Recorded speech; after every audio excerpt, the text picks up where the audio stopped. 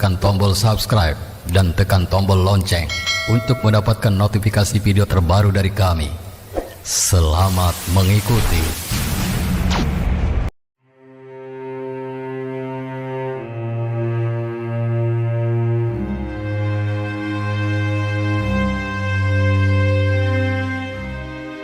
Assalamualaikum warahmatullahi wabarakatuh. والإسلام ديني ومحمدا رسول الله. Assalamualaikum warahmatullahi. Yang aku ciptakan dan yang aku jadikan dari diriku sendiri itu tiada lain adalah nur. Setelah Allah menciptakan dan menzahirkan yang namanya nur, supaya nur itu bisa mengenal dan menyaksikan akulah sebenar-benarnya yang wujud dan nyata pada dirinya. Maka keberadaan nur itulah sebenarnya yang disebut zahirnya Allah. Kalaulah keberadaan nur itu adalah zahirnya Allah, lalu Allah itu apa bagi nur? Allah itulah batinnya nur. Kalaulah keberadaan nur itu adalah sifatnya Allah, maka Allah itulah zatnya daripada nur itu. Kalaulah nur itu adalah bayang-bayang Allah, maka Allah itulah wujud bayang-bayang daripada nur itu sendiri. Disitulah letak rahasianya. Nur itu disebut wujudullah. Nur itu disebut namanya ainullah. Nur itu disebut namanya hakikatullah.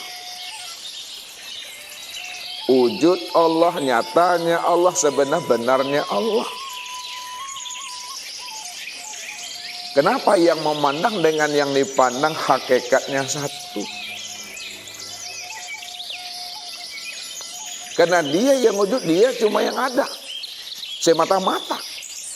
Maka dirinya lah yang nampak pada segala yang ada.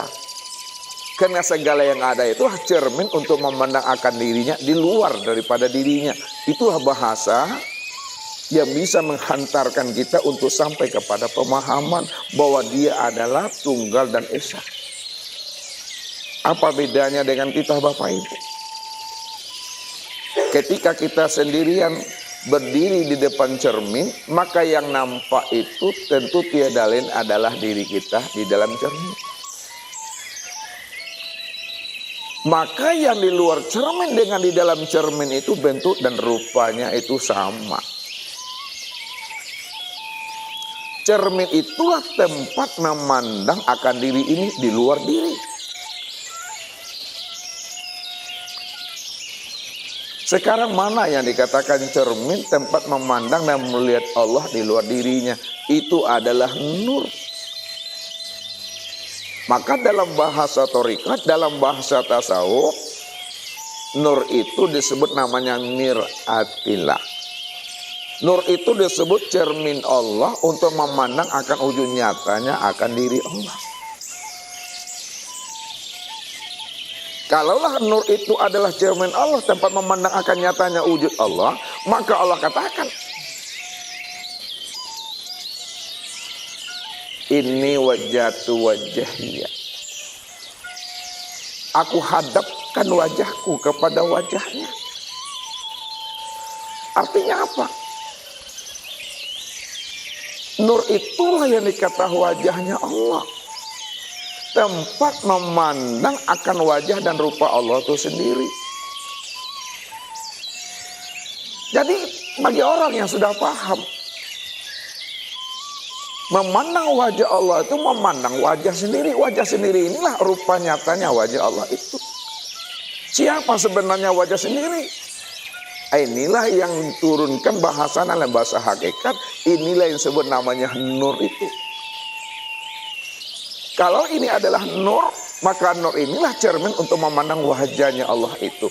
Karena wajahnya Allah itu, inilah wajah daripada diri sendiri. Diri sendiri itulah wajah memandang nyatanya akan wajah Allah itu.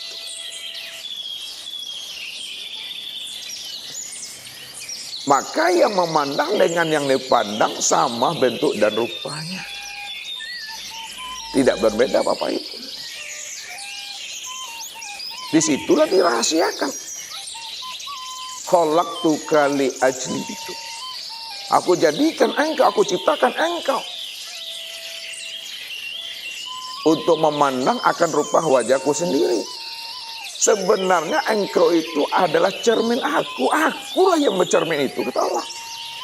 Tidak ada siapa-siapa di situ. Ini bahasa otoritas. Kalau bahasa syariatnya, nur itu yang disebut namanya Abdullah. Nur itu yang disebut namanya Abdillah.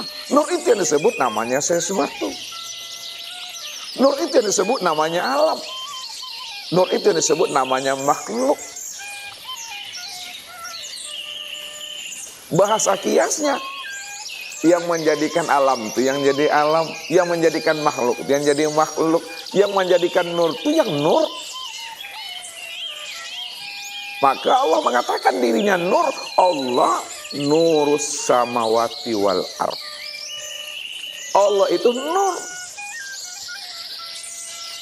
Nurnya itu sudah nyata pada sekalian langit dan bumi. Kalau nur itu sudah nyata pada sekalian langit dan bumi,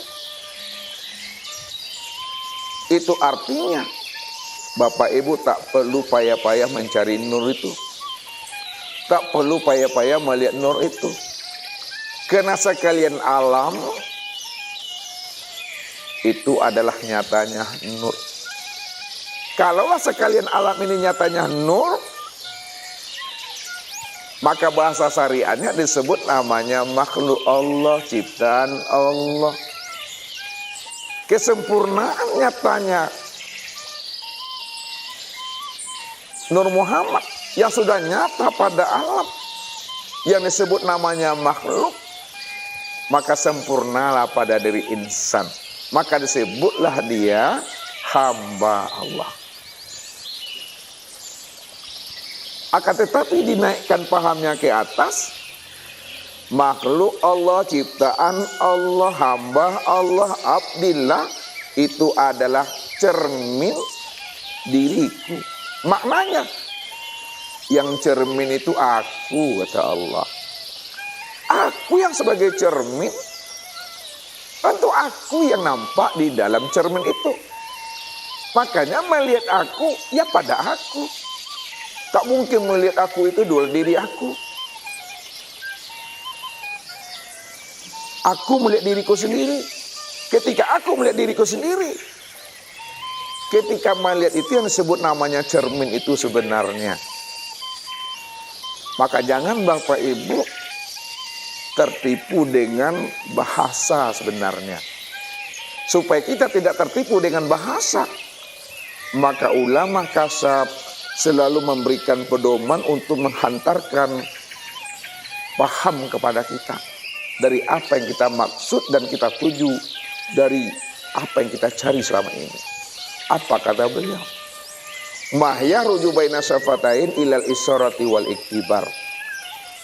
Apa yang keluar dari bibir, apa yang keluar dari lisan, apapun bunyi kalimatnya, apapun bunyi katanya, itu hanyalah menunjukkan isyarat dan iktibar saja. Ambillah makna yang tersirat di balik ujung kata itu. Karena sulit bagi kita untuk menceritakan yang hakikat Bapak Ibu. Karena sulit bagi kita untuk menceritakan yang hakikat, maka setiap yang kita ceritakan itu ditanggapi, disikapi dengan rasa. Ditanggapi dan disikapi dengan rohani dan jiwa. Apa yang disampaikan oleh para ulama itu menunjukkan isyarat dan iktibar. Maka muncullah istilah hulul, muncullah istilah ittihad, muncullah istilah wahdatul wujud, muncullah istilah namanya manunggaling kaula Gusti. Sebenarnya kalam-kalam itu untuk memberikan pemahaman kepada kita bahwa Allah sajalah yang wujud semata-mata secara mutlak. Jadi ulama-ulama kasar itu paham dan mengerti siapa Tuhan yang dia ceritakan itu, siapa Tuhan yang dia maksudkan itu, siapa Tuhan yang diyakinin itu. Tapi untuk menghantarkan pemahaman tentang Tuhan, karena dia sudah paham dan mengerti Tuhan itu siapa dan siapa dirinya, maka muncullah kalimat ittihad, hulul, wahdatul wujud dan manunggaling kaula Gusti itu. Sebenarnya kalam itu menghantarkan kepada kita apa yang disampaikan oleh beliau untuk mengesahkan Allah lah yang wujud semata-mata, selain dirinya tidak pernah ada. Namun muncul suatu masalah dan problem ketika kalam itu keluar, Bapak Ibu. Sebab apa? Sesuatu yang sudah paham, sesuatu yang sudah jelas kita tentang siapa Allah, siapa alam dan siapa diri kita, lalu dijelaskan juga yang sudah jelas, diterangkan juga yang sudah terang, maka makin kabur dan makin tak jelas lagi makna yang sebenarnya. Tak payah kita mengambil contoh, Bapak Ibu. Ketika kita berada di dalam ruangan ini, sebutlah namanya aula. Ketika ada anak kita bertanya, Bu, mana yang aula itu, Bu? Ketika anak kita bertanya mana yang aula itu, Ibu, dia minta bukti, dia minta dalil, dia minta tunjuk yang mana aula yang sebenarnya. Bagi Bapak Ibu yang sudah paham yang aula itu mana, karena anak minta bukti, dibuktikanlah aula itu. Maka tertunjuklah lantai, tertunjuklah plafon, tertunjuk namanya dinding, tertunjuk namanya tiang. Lain yang ditanya, lain pula yang ditunjuk. Makanya makna yang sudah paham, makna yang sudah kita mengerti tentang aula, tak perlu lagi diuraikan yang aula itu yang mana, yang ruangan itu yang mana. Makanya ulama katakan, ma yahruju baina syafatai ilal isyarati wal iktibar. Apa yang keluar dari dua bibir ini, dari lisan ini, hanyalah menunjukkan isyarat dan iktibar saja. Cukup dipahami dan dimengerti setelah kita paham Allah itu yang mana. Makanya orang yang sudah paham di situ duduknya diam. Maka diam itu sebenarnya setelah dia paham. Makna yang sebenarnya dari kias dan perumpamaan ini, Bapak Ibu, yang Ustaz maksudkan. Ketika seorang arif bila dia telah mengenal Allah, Allah yang wujud, Allah yang awal, Allah yang akhir, Allah yang zahir dan Allah yang batin, dia segala-galanya dan segala-galanya adalah dia. Maka ketika itu tidak ada lagi kata dan suara yang dapat diuraikan dan dapat dijelaskan. Kalau diuraikan juga, kita sudah paham dia yang wujud, awal, akhir, zahir dan batin, diceritakan juga, diterangkan juga. Maka akan berbeda makna yang sebenarnya ketika diminta bukti oleh teman dan sahabat kita yang mendengarnya, yang mana yang Allah itu. Ketika kita tunjuk, yang tertunjuk nanti adalah sesuatu. Ketika kita tunjuk, yang tertunjuk adalah meja. Padahal apa yang kita maksud belum tentu itu yang dimaksud oleh akal pikirnya. Maka ambil iktibarnya, ambil isyaratnya. Maka dalam penyampaian kaji tentang wujudnya Allah itu, disinilah dihantarkan dengan bahasa kias, dihantarkan dengan bahasa perumpamaan, Karena dia yang ada, dia yang wujud. Maka segala yang wujud itulah nyatanya Allah. Ini yang disebut namanya dengan sesuatu. Segala sesuatu itulah nyatanya Allah. Segala sesuatu itulah wujud Allah. Kalaulah segala sesuatu itu adalah nyatanya Allah, wujudnya Allah, maka segala sesuatu tiada lain adalah Dia. Kalaulah segala sesuatu tiada lain adalah Dia, maka segala sesuatu ya Dialah itu. Maka muncul penghantaran paham dengan melakukan perumpamaan yang menjadikan sesuatu itu yang jadi sesuatu. Dalam bahasa kaji, tajalli min tajaliyatillah. Alam dan sesuatu itu, itulah penampakan dirinya. Namun kesempurnaan penampakan dirinya itu yang disebut namanya dengan insan, Bapak Ibu. Siapa insan itu? Ini yang Allah katakan. Allah yang bercerita, al-insanu siri wasiri sifati wasifati la ghairi. Kalau kita ingin tahu siapa insan, apa kata Allah? Insan itu adalah rahasiaku. Rahasiaku itu tuh sifatku itu. Sifatku itu tiada lain adalah aku. Itulah maknanya. Al-insanu siri wa nasiruhu. Karena insan itu adalah rahasiaku, rahasia itu adalah sifatku, maka insan itulah sebenar-benarnya aku. Kalau ada insan yang bukan aku, ada dua wujudnya tuh. Ada wujud insan, ada wujud Allah. Padahal Allah cuma yang ahad, Allah cuma satu-satunya. Nah, kalau boleh Ustaz bertanya sama Bapak Ibu kita yang hadir ini, adakah yang wujud selain Allah? Ada Bapak Ibu? Kalau tidak ada yang wujud selain Allah, hanya Dia satu-satunya. Adakah yang hidup selain Allah? Adakah yang melihat, mendengar dan berkata selain Allah? Adakah yang mengetahui, berkuasa, berkehendak selain Allah? Kalau tidak ada yang lain selain Allah, lalu alam dan diri Bapak Ibu itu apa bagi Allah? Coba, ini usah mengantarkan kaji ini masih pagi kita nih Bapak Ibu. Kan udah sarapan ya. Nah. Kalaulah Allah cuma yang ada, Allah cuma yang wujud, ya. Lalu alam dan diri kita ini apa bagi Allah? Ustaz mau minta jawabannya. Apa? Nyatanya wujud Allah, apa lagi? Cermin Allah. Ya, sekarang Ustaz perjelas supaya kita mengaji ini bertangga naik dan berjenjang turun. Jelas dalam setiap kata yang mesti kita lontarkan, sehingga orang mendengar dan menyimaknya dia paham. Kalau memang Allah yang wujud, Allah cuma yang ada.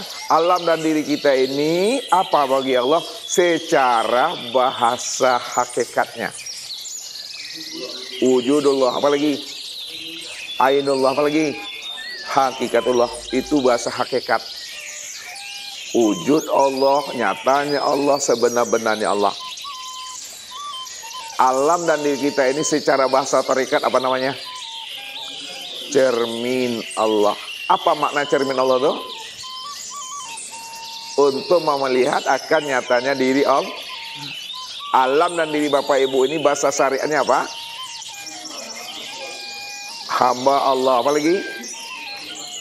Makhluk, apa lagi? Sesuatu dan ciptaan. Alam dan diri Bapak Ibu itu secara bahasa ma'rifatnya apa?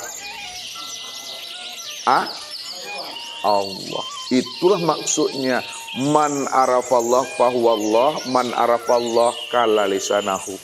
Allahu Rabbi wal Islam dini wa Muhammadan Rasulullah.